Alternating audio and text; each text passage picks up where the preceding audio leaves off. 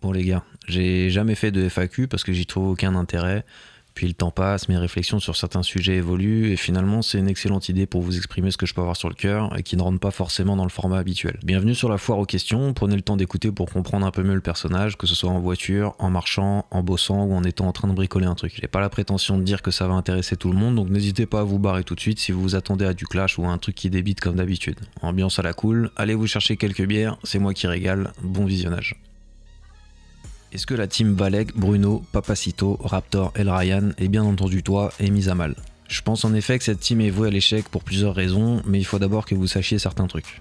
On est en 2018, c'est la première fois sur internet qu'une alliance de droite était créée, et ça c'est respectable. Les premiers à avoir voulu ce truc, pour éviter de tourner autour du pot, c'est moi et Cro-Blanc. Cro-Blanc est tout simplement le mec qui a le bras le plus long du game, et il connaît absolument tout le monde, dans le monde politique et sur internet. Aussi irritable puisse-t-il paraître quand on ne le connaît pas, c'est un gars très simple et qui a pris de mes nouvelles quand ça n'allait pas. Quand ça allait, et qui m'a toujours aidé et mis à disposition sa communauté dès que j'avais besoin de quoi que ce soit, sans rien attendre en retour. Je le considère comme un pilier dans cette sphère, car même si on a pu s'engueuler pas mal de fois, c'est le seul à mettre sa rancune ou ses convictions de côté et à faire des pas vers les gens quels que soient les antécédents. À l'époque, il faut savoir que tout le monde a le melon et ghoste les autres volontairement. On est en 2018, je commence à percer sur Facebook et je ressens ce besoin de faire des alliances mais personne me répond. Un jour, Cro-Blanc me contacte et me propose de faire un groupe WhatsApp avec les grosses têtes que je connais. Il ramène Raptor et moi je ramène Papacito, qui à l'époque refusait de se mettre sur YouTube et préférait simplement écrire ou faire des collabs avec Marceau. S'ajoute Valek, Psychosos, Kitsune RSA, Pavalek, le grand Chank la Divine, Conrad ainsi que le chat patriote. Un type sympa et très posé. Il avait refusé de nous filer son identité pour créer tous ensemble une structure solide, donc petit à petit l'a dégagé du groupe. Et je sais d'ailleurs pas ce qu'il est devenu depuis. À l'époque, rappelons que tout le monde masque son visage et a peur d'internet. Disons les termes, je suis le seul à poser mes couilles et à m'afficher à la France entière dans ce game. KB a un masque sadomaso, Raptor dissident porte un déguisement de Spider-Man quand il va à la salle, Valek, Psychosos et Pavalek utilisent la voix robotique et un smiley en avatar. Chat patriote a une photo de profil de chat avec une veste Fred Perry, Kitsune fait des caricatures, Shankla fait des mèmes, Conrad filme le bas de son visage dans sa voiture, et il y a moi, le Père Noël, qui fait des lives Facebook et Periscope et qu'on a rien à péter. Petit à petit, des alliances internes se sont créées, des différences de points de vue et d'objectifs finaux ont vu le jour et ça a capoté. Raptor mettait sa communauté de 500K à disposition pour qu'on organise des lives, ce sont les fameux rendez-vous dissidents. Et ça c'était cool, tout le monde a bien profité, merci à lui pour ça.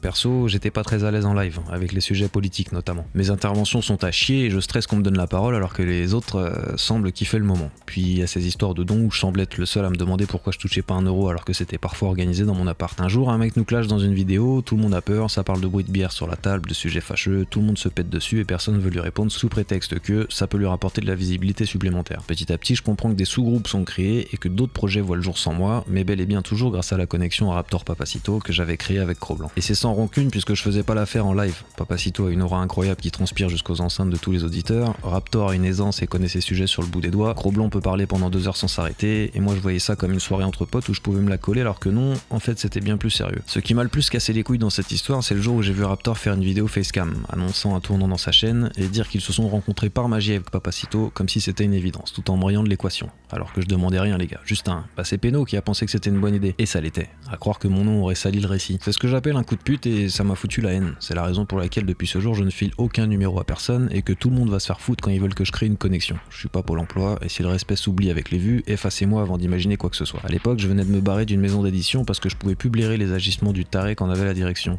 Je me retrouve donc boycotté de tous les côtés avec plus aucune chance de grimper en visibilité puisque j'avais moi-même niqué le truc. Ajoute à ça le fait que l'éberlué qui dirigeait cette maison d'édition faisait des conférences entières sur ma gueule en me dégueulant dessus à qui voulait bien l'entendre, c'était pas ultra facile. Vous n'imaginez pas le nombre de gens qui sont venus me voir en DM pour me dire « tu connais machin ? Il a passé la soirée à parler de toi. Il paraît que t'es un drogué schizophrène et que ta mère t'a renié et que t'es condamné à aller en HP toute ta vie. Faut surtout pas te faire confiance. Haha. » Et bien évidemment, c'était toujours des petites meufs, je vous laisse faire vos conclusions vous-même. Ajoutez à ça que le mec interdisait formellement à tout auteur ou membre de la société de me parler en privé sous peine d'être viré. Je pourrais en faire une vidéo de 3 heures tellement c'est lunaire, et c'est d'ailleurs sûrement ce qui va arriver tôt ou tard quand j'aurai que ça à foutre. Aujourd'hui, en 2022, je suis dans la furia aux côtés des plus grands, et je peux chier allègrement sur ce connard qui fait des pâtes italiennes dans son resto americano-napoléonien de merde dont tout le monde se fout. Pour en revenir à la question principale, je pense qu'il y a un manque évident de maturité, de couilles et de respect entre ceux du game pour que ça fonctionne. C'est assez simple en fait, quand il y a un problème ou un doute, on appelle la personne, on la voit, on règle l'histoire. Fin. Tant qu'on sera dans les gossips et dans les intérêts financiers de chacun, il n'y aura jamais aucune grosse alliance potable dans ce YouTube game. C'est d'ailleurs ce que je reproche à la droite, c'est qu'on adore chier sur la télé-réalité et les influenceuses de Snap alors que finalement, c'est la même idée de fond qui nous intéresse. Les clashs, les dramas et le sang. Parce que c'est ce qui fait le plus de vues sur YouTube. On aime quand quelqu'un est sur le trône et le voir se casser la gueule.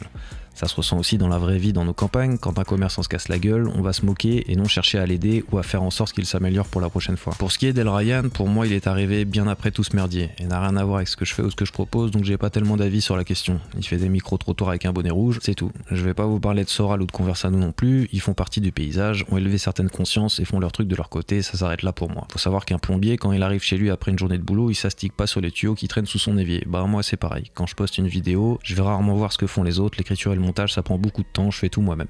Et il est important de garder un pied dans le réel pour avoir des trucs à raconter, on y reviendra plus tard. Pour ce qui est de Raptor, je trouve dommage qu'il ait chié sur Valek par rapport à son placement de produits foireux alors qu'ils étaient censés être potes.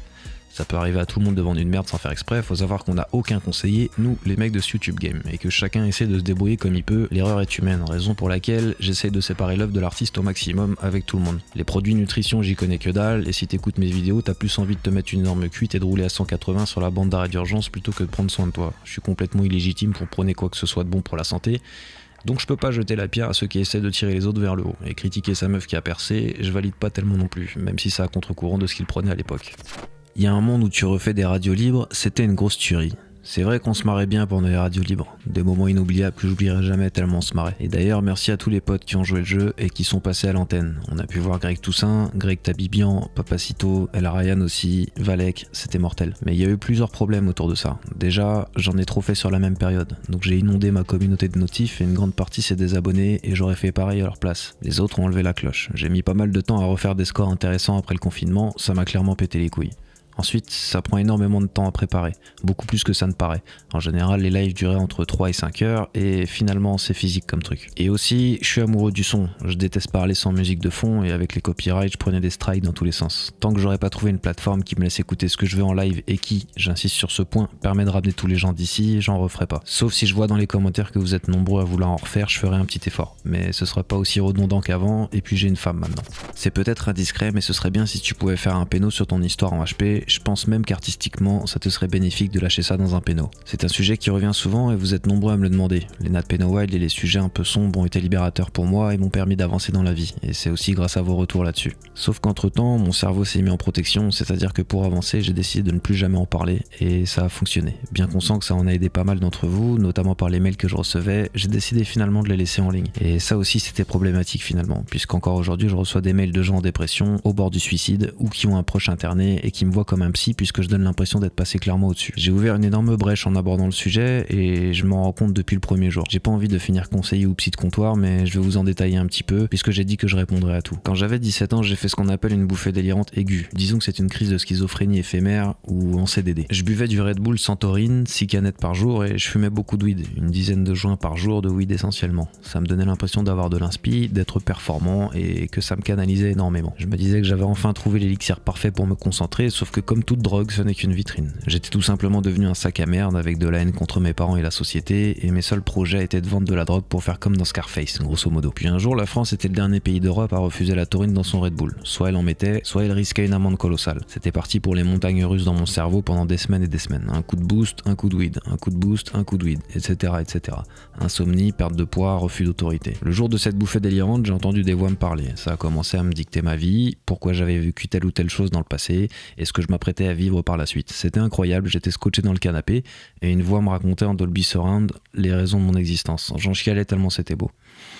Ensuite, ça a vrillé dans ma tête et j'ai commencé à me croire dans Harry Potter et à considérer le reste de la planète comme des moldus. C'était comme si j'avais franchi un palier, débloqué une map en passant dans le monde des adultes. Ajoute à ça la paranoïa, l'impression d'être suivi par des mecs en costard noir, d'être écouté par le FBI, la CIA ou encore la DGSE. Je vous passe les détails mais j'ai vrillé complètement. Arrestation par la gendarmerie, j'étais torse nu sur le bord de l'autoroute avec des balafres plein la gueule. Sarkozy était au pouvoir et venait d'instaurer l'hospitalisation d'office quand c'était les autorités qui te ramènent aux urgences et que t'avais l'air un peu allumé. Et c'était mon cas. À l'intérieur, c'était lunaire, isolement sans lumière pendant des semaines, attaché H24.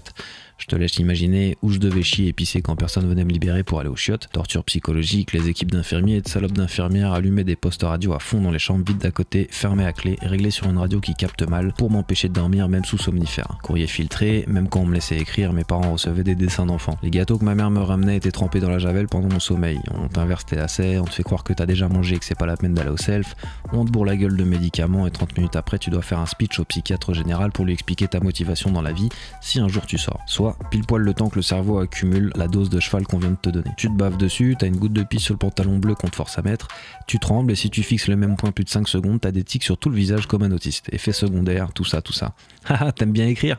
Bah bonne chance, tu m'enverras ce que tu fais, MDR. On aime bien lire avec les collègues. Bah voilà ce que je fais, connard. Faut savoir que dans mon ADN, le truc le plus précieux et qui me permet de me défendre, c'est mon cerveau. Si tu me rends con, je peux mourir à tout moment. Le vide cérébral me donne des vertiges, je pense que vous pouvez comprendre ce truc. Enfin bref, c'était hardcore. Quand tu sors de là, rien ne peut t'arrêter. Et rien n'arrive par hasard. Si j'avais pas eu cet épisode, je serais sûrement en train de faire des go fast avec mes potes du quartier, avec des allers-retours en prison assez régulièrement et une maman qui pleure quotidiennement. Cet épisode m'a fait comprendre la fragilité et le précieux de la vie, que ce qui n'arrive qu'aux autres m'arrive aussi, que j'ai une vie particulière et que je dois en prendre soin. En parler sur YouTube était gênant pour moi avec le temps, parce que mes potes aussi ont commencé à s'intéresser à ce que je faisais sur YouTube. Et personne comprenait comment je pouvais autant punchliner tout le monde dans la vraie vie tout en ayant un intérieur aussi sombre. Je devais me justifier auprès de tout le monde et ça me saoulait. C'est l'alchimie les gars, Instagram ça n'existe pas dans la vraie vie. On a tous du noir au fond de nous et une façade un peu plus jolie.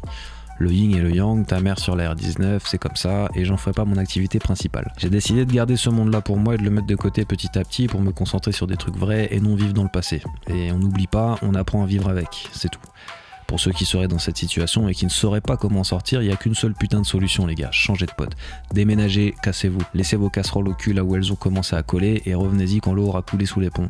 Vous verrez que finalement tout le monde s'en branle de vous et personne ne vous tiendra la main très longtemps pour aller dans le droit chemin. Change de vie intégralement, arrête l'alcool fort et passe à la bière légère uniquement, les joints tu laisses ça au punk à chien et prends soin de toi physiquement. Essaye le CBD, c'est pédé mais ça marche. J'ai trouvé lumière dans l'écriture, t'as plus qu'à trouver où se trouve la tienne. Le cannabis est réservé aux gens qui ne réfléchissent pas trop ou à ceux qui arrivent à le contrôler intégralement quand ils fument. Et les gens normaux n'en ont pas besoin. Je m'en bats les couilles de ceux qui vont fumer jusqu'à leurs 70 ans ou qui vont détailler leur mode de consommation, te dire que gna gna gna, l'alcool c'est pas mieux. Chaque cas est unique. Peux-tu nous parler de ton procédé d'écriture? T'as des petits rituels, un horaire privilégié, etc., etc. Mon cerveau écrit nuit et jour. Il fait des intros, développements et conclusions sur des sujets sans que je ne puisse contrôler quoi que ce soit. Ça fonctionne un peu comme les voix chez les schizos, sauf que j'ai pas besoin de leur répondre. Les seules pauses que je fais, c'est quand quelqu'un me parle, sinon c'est en continu. Il m'arrive parfois même d'avoir hâte que quelqu'un arrête de me parler pour continuer à développer un truc hors sujet que j'avais dans ma tête. Plus je vais avoir de l'agitation autour de moi, plus ma bulle sera importante et plus mon cerveau va écrire correctement. Le métro, les aéroports, les centres commerciaux, il me suffit d'écouter une instru et d'assister à de l'agitation pour que des centaines d'idées et d'axes arrivent dans ma tête. J'ai mis du temps à comprendre comment j'avais été conçu, pourquoi même lors d'un match au Stade de France je suis capable d'oublier le score à la 85e minute, parce qu'il y a trop de détails autour de moi. Les stadiers, le speaker, quelles études il a fait, les hôtesses elles savent qu'elles sont là juste pour leur cul, le mec qui tombe la pelouse il a le droit de fumer sa clope en même temps, le gardien il pense à ses cuites quand ça fait 10 minutes qu'il a pas touché une balle, quelqu'un sait si les aveugles vont dans les stades de foot, est-ce qu'ils voient un résumé de leur vie auditive avant de mourir? J'ai des questions H24 et pour moi les détails ont bien plus d'importance que le fond. Quand j'écris sur mon clavier, tout coule de source. La métaphore est crade mais c'est comme une branlette, sauf qu'à la fin je m'en veux pas. Pas d'horaire particulier, même s'il est vrai qu'à la tombée de la nuit la fusion avec mon cerveau est plus importante. Pas de rituel, pour moi c'est un truc de boomer ça. Je fais ça par plaisir. Si j'ai besoin de me préparer avant, ça devient une corvée. Je vais chercher mes pims, des pitchs, des pommes potes, des coraya, du coca bien frais chaque à l'envers et je commence à bouger la tête et à écrire plein de trucs sur des instrus ultra lourdes. Et si je trouve que c'est potable, vous l'entendez. Sinon, ça reste dans mon ordi. À une certaine époque, j'avais besoin que tout soit rangé, aligné et aspiré dans la maison avant de commencer quoi que ce soit, mais c'est bon, je me suis soigné depuis. Un peu plus sérieux que la question chocolatine. Comment est-ce que tes proches, potes ou famille perçoivent tes contenus et plus largement tes idées, que ce soit sur ta vision et critique de la société actuelle et de la politique? En gros, tu es soutenu par tes proches ou plutôt montré du doigt comme le vilain petit canard de la famille? J'ai de la chance de venir d'une famille où quoi que tu fasses, on va t'encourager. J'ai fait une vingtaine de tafs différents et à chaque fois ça m'encourageait à continuer à fond. Serveur, barman, réalisateur vidéaste, agent d'escale à Roissy, hôte d'accueil dans l'événementiel, déménageur, livreur de pizza, vendeur de CBD, social media manager pour des grandes marques. J'ai fait aussi de la logistique dans des entrepôts, vendeur de télé, d'aspirateur, clerc d'avocat, réparateur informatique et téléphonie, community manager, chauffeur hitch, graphiste, opérateur téléphonique, vendeur dans des agences de voyage, pizzaiolo, écaillé et je suis sûr que j'en ai oublié. Mon père est un mentor, un repas avec lui et j'arrive chez moi avec un stock de punchline incroyable. C'est avec lui que j'ai compris que pour sortir du lot, il fallait dire des trucs que t'as jamais entendus. Ça peut paraître idiot mais c'est une base et ça me permet de filtrer avec qui je vais traîner ou pas. Les phrases toutes faites, je déteste ça, ça me donne du psoriasis. Mon père regarde et lit tout ce que je fais, parfois même il commande sur YouTube et il partage à tous ses potes par mail. C'est un personnage de GTA mon daron. Voilier, jet-ski, T-Max, chanson française dans le CLK, anti-gauchiste et séducteur au regard perçant. Il est l'antithèse du daron de base qu'on vous montre à la télé. S'il ouvrait une chaîne YouTube, il mettrait à l'amende Rochdi et Papacito réunis. Tous mes potes pourront vous le confirmer. Mon frère suit de près, je lui dois toute ma culture musicale. C'est grâce à lui si je peux écouter du IAM, du Daft Punk et du Metallica dans le même quart d'heure. J'arrive à doser quand une vidéo est bonne, quand je reçois des messages WhatsApp après avoir posté. Quand je reçois rien, ni de mes potes ni de ma famille, je me pose des questions. Ma sœur adore et suit tout ce que je fais, même si l'actu et la politique elle s'en tape, ça lui permet de se tenir un peu informée. Ma mère quant à elle n'a pas le droit d'écouter ou de lire ce que je fais, donc je sélectionne et je filtre au maximum quand elle est un peu trop curieuse. Étant littéraire à la base, écrivaine et peintre à ses heures perdues, elle arrive à déceler des trucs que même moi j'avais pas remarqué. Elle comprend la démarche et regrette parfois la vulgarité qu'elle juge pas indispensable. Côté famille, ils sont tous fiers de ce que je fais. J'ai carte blanche comme on dit. Et niveau potes, parfois ça filtre un peu, certains qui comprennent pas tout ce que je dis et s'éloignent de moi, et je peux comprendre. D'autres montrent leur vrai visage avec le temps, et les conclusions sont très bonnes. J'ai que des purs potes. Ils sont morts de rire quand ils entendent des histoires auxquelles ils ont participé et qui voient des gens les commenter. Ma femme écoute avant que je poste, corrige et conseille à merveille. Contrairement à d'autres qui n'ont pas été capables de me laisser plus d'une heure tranquille sans venir faire les jalouses par rapport à vous, j'ai trouvé celle qu'il me fallait. Même si c'est pas toujours évident de vivre avec moi, ça je l'accorde.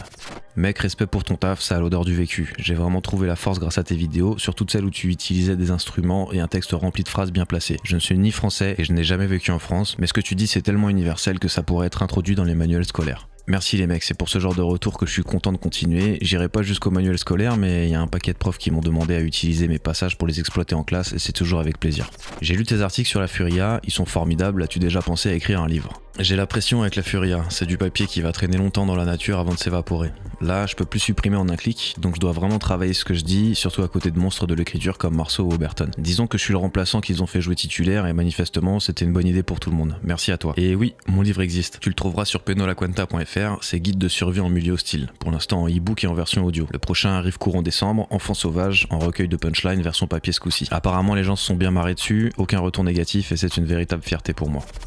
Quelle est ta relation à l'art ? Qu'est-ce que tu aimes, regardes, étudies, etc. Qu'est-ce qui t'inspire le plus ? Pour les gens comme moi, il est très difficile de se concentrer plus de 2 minutes sur un sujet s'il n'est pas un minimum drôle ou rythmé. J'ai d'énormes lacunes en histoire de l'art et de la France. Et à part mes potes, Sioran et Céline, je ne lis malheureusement rien. Mais j'y travaille énormément. En mettant des instrus en fond, j'arrive maintenant à lire un peu de tout, mais c'est très éphémère en concentration. Je regarde beaucoup de South Park, de séries où les mecs sont dans l'espace, avec des réalisateurs perchés. Interstellar, Fight Club, Blow, Shutter Island sont des films que je regarde encore actuellement. La science-fiction me fait planer, j'adore voir jusqu'où le réalisateur est parti. Mr. Robot aussi d'ailleurs, qui m'a inspiré pour tout ce que vous entendez aujourd'hui. Et sinon, je suis un énorme beauf, j'écoute du rap vocodé de merde dans mes AirPods et je fais du T-Max full Akrapovic. Parce que ça emmerde les gens pour commencer, et parce que c'est très facile à écouter et à conduire. Je vends des trucs sur le bon coin que j'achète sur Deal Labs, j'ai un côté gitan depuis toujours avec l'argent, j'en parle dans mon livre d'ailleurs pour ceux qui ont la ref. Je mets des commentaires sur tout ce que j'achète ou que je loue, ça m'éclate de fouiner les avis Google négatifs des commerçants. Je suis finalement quelqu'un de tout ce qu'il y a de plus banal, sauf que je ne sais rien faire de mes mains. Les bricoleurs ça m'épatera toujours, chacun son truc. Je suis un enfant d'internet avec des gens qui commandent tout ce que je dis, et c'est ça ma plus grande richesse. C'est un devoir pour moi de participer à tout ce que je peux. Commenter sur Waze, avoir Spotify, laisser des avis blablacar, etc. Il y a des gens qui sauvent des vies, moi je fais rire quand j'ai envie, faut bien que j'équilibre un peu la balance comme je peux. Pour ce qui est des gens qui m'inspirent, il y a pas grand monde. J'ai toujours trouvé ça ultra gai d'avoir une personne de qui on peut boire les paroles et saluer les moindres faits et gestes. J'ai pas été élevé comme ça. Je dirais plutôt que j'aime faire des salades et prendre à chacun ce que je trouve intéressant ou supérieur à moi, comme avec la religion. Cependant, je trouve que Jul et Jean-Claude Van Damme sont très inspirants. Je respecte leur carrière et leur personne plus que n'importe quel autre artiste. Imaginez mon érection quand j'ai découvert la chanson JCVD de Jul, et je troll pas, je précise au cas où. Par contre, musicalement, pour écrire, ce sera toujours de la cloud trap.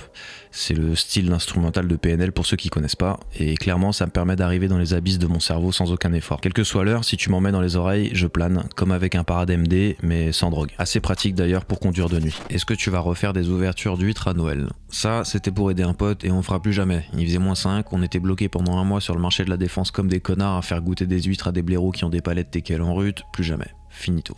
Ton travail peut faire sortir de la léthargie et ton flow met des patates, ça fait du bien. Mais penses-tu encore changer les choses par l'isoloir, par ton influence, ou bien le changement passera-t-il par la rue, pas par les institutions actuelles ? Merci pour tes vidéos.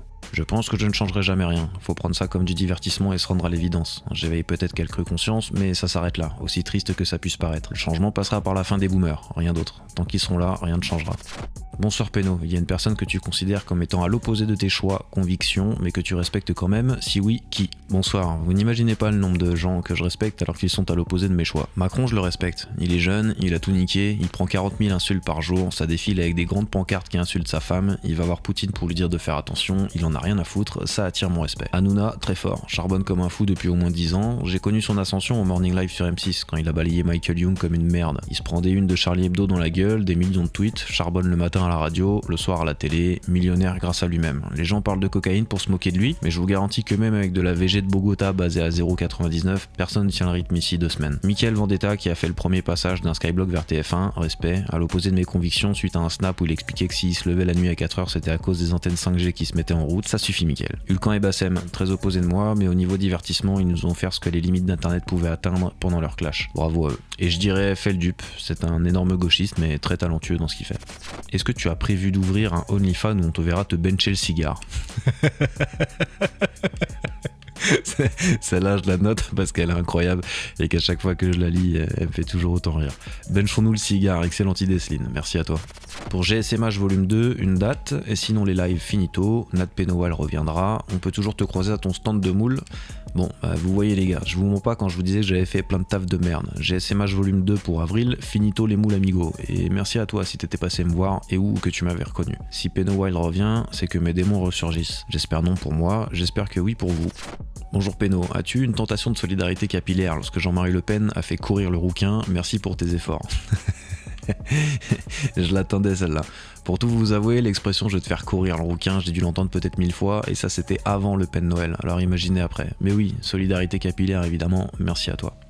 Allez, parce que c'est toi, je m'entends une. Que te faudrait-tu pour que tu puisses poster de façon plus régulière tes différents formats? J'avoue que les lives, entre autres, sont une denrée trop rare à mon sens, comme genre une Péno TV. Force à toi, au grand rouquin. En ce moment, en termes de rythme, je suis presque à fond. Je peux pas produire plus, sinon ça va devenir de la soupe et ça ne ressemblera plus à rien. Tant mieux si la rareté peut se superposer à la qualité de mon contenu, vous m'envoyez ravi. Pour la Péno TV, j'ai pas le temps malheureusement, j'attends un petit rouquin prévu pour mai.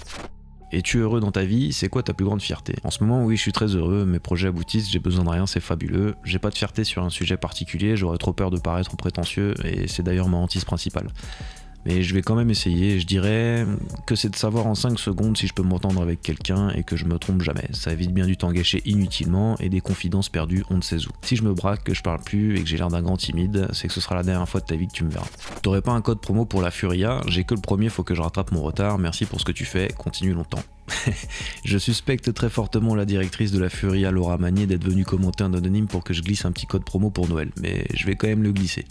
Le code c'est PENO en majuscule, P-E-N-O, et t'auras 5 € de réduction si je dis pas de conneries, et moi de mon côté je gagne une pinte. C'est donnant, merci à toi mec ou meuf. Et j'en profite aussi tant qu'on est dans la pub pour vous parler de Kalos, vous connaissez sûrement déjà. Ce type, je crois que je suis le premier à avoir répondu à ses DM et à l'avoir aidé à élargir son carnet d'adresses. Aujourd'hui 16 000 likes sur Insta, en vendant des produits pour les gars comme nous, et c'est très franchement une super perf. Sauf que moi avec lui j'ai pas fait une super perf. Je vous explique, j'ai perdu son premier colis, un mois après j'ai perdu son deuxième colis, jusqu'au jour où j'ai croisé mon père en train de jardiner avec un t-shirt Kalos. Putain le fou rire.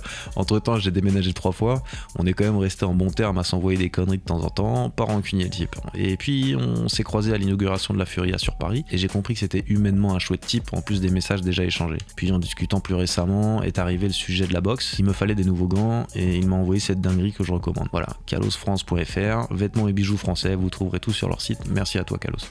Est-ce que tu as une anecdote ou deux avec Marceau, Papacito et la bande de la Furia?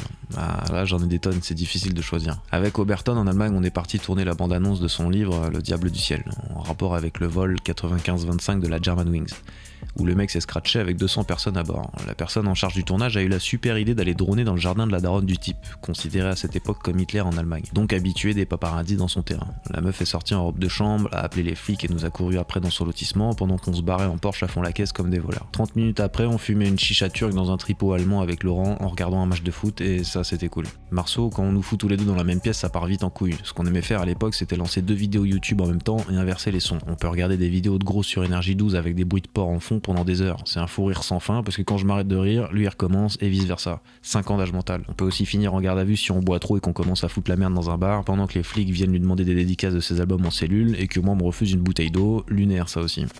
Salut monsieur P, j'ai une question existentielle qui me taraude. Tu es plutôt moltonel épaisseur triple ou le trèfle 4 épaisseur? Merci pour la réponse, signé un fan avant, raclette en bande organisée, White Lives Matters. J'utilise des lingettes fesses nettes de l'opette mec, j'ai la rondelle fragile mais agile. Quand est-ce que tu as compris que tu n'appartenais pas à la masse? J'ai compris ça le jour de Noël en 1995. On distribuait les cadeaux aux enfants de la caserne militaire où j'habitais, et comme mon nom de famille est en fin de liste, j'ai eu des billes alors que les premiers avaient des putains d'hélicoptères. Et je me suis dit que toute ma vie je me battrais pour me venger. Mais plus sérieusement, je pense être comme tout le monde, c'est juste que j'ai une façon de l'exprimer qui donne l'impression que je suis différent, mais ce n'est qu'un enchaînement de mots bien placés au bon endroit. Le soir, je cherche des films sur Netflix pendant 20 minutes alors que je m'endors en 8 minutes. Le matin, je mange des pitchs immondes. Je fais rire ma femme avec mes paix et je secoue la couette. Je m'excuse auprès de mon chat si je lui marche dessus. Je lui dis au revoir quand je pars de la maison. Je laisse volontairement des poils de zboob dans les urinoirs des stations-service. C'est toujours quand je vais chercher une crotte de nez que des yeux se tournent vers moi. Quand quelqu'un me dit qu'il a perdu un truc, je lui demande par réflexe où il l'a perdu. Tout ce qu'il y a de plus normal. Tu le fais aussi, mec, mais t'as juste pas pensé à l'exprimer. Tu crois aux extraterrestres? Si oui, t'as une anecdote à nous partager. Sinon, lis cette question avec l'accent belge. Tu crois aux extraterrestres? Si oui, t'as une anecdote à nous partager, sinon lis cette question avec l'accent belge, s'il te plaît. Mais j'ai quand même une anecdote. Ok, c'était quand je bossais dans l'édition avec Laura Magnier. Un soir, je me suis buté aux vidéos sur les pyramides sur YouTube. Vous savez, le documentaire qui conclut par le fait que ce sont les aliens qui ont construit ça. J'ai été par la suite aspiré par toutes les vidéos recommandées et j'étais fasciné. Le lendemain, je suis arrivé au taf, tout content de ma trouvaille. Ces connards m'ont laissé argumenter pendant 20 minutes avant de me dire que c'était de la merde et que j'étais touché pour croire un truc pareil et que si je continuais j'allais finir sous un pont. Du coup les pyramides j'y crois plus, non, ils continuent de me chambrer là-dessus ces enfoirés, mais évidemment j'y crois. J'ai jamais su comment parler des aliens, du paranormal ou des trucs un peu mystiques sur ma chaîne, mais le gros Feldup et le grand JD le font déjà tellement bien, ça sert à rien que je me lance là-dedans. Voilà les gars, c'est finito, mais je vais vous demander un dernier truc, c'est de penser à vous abonner ou à vous réabonner, c'est ultra important pour moi. Ça prend 3 secondes et ça me récompense lourdement. Et si possible, j'aimerais bien savoir à quel endroit vous étiez au moment où vous avez entendu cette vidéo. Simple curiosité. J'ai pris plaisir à faire cette vidéo, j'espère que ça vous a plu. J'ai essayé de répondre au maximum de questions et de synthétiser le plus possible. Je suis aussi sur Instagram, Telegram, etc. etc. Vous avez juste à taper Peno La Cuenta là où vous voulez me rejoindre. Je vous dis à bientôt les gars. Ciao.